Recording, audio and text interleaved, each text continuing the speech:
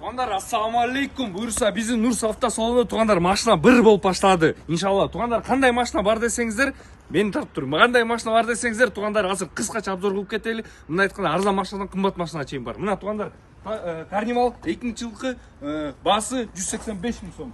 Мусо Сайонг, короче, бұл болса 150 мың сом.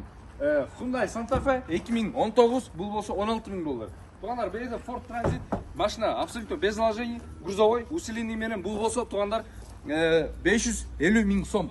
Так, сапокко барбайлы қойынша, мұны алса тарталшы. Туғандар, сапок 175 мың сом. Бұл жақта Nexia мұна 75 мың сомға келді, туғандар, Қырғыз номерде. Бұл жақта Mazda, свежий перегонда, Беларусь 260 мың сом, Сашкадағы свежий перегон, Беларусь 260 мың сом. Екон тең оформленісі бар, туғандар, Еко тең 260 мың сом. Audi C4, 2.6 универсал кузов, бұл болса туғандар 265 мың сом. Так, бұл жақта девятка, 65 мың сом кен. Golf тройка 1.8 моно, бұл болса 130 мың сом. Аран бұл Chevrolet Cruze туғандар сатылды. Солд топ қойып бұны. Арабтар айтқанда солд туғандар, бұл сатылды. Аран бұл жақта любимый легенда туғандар.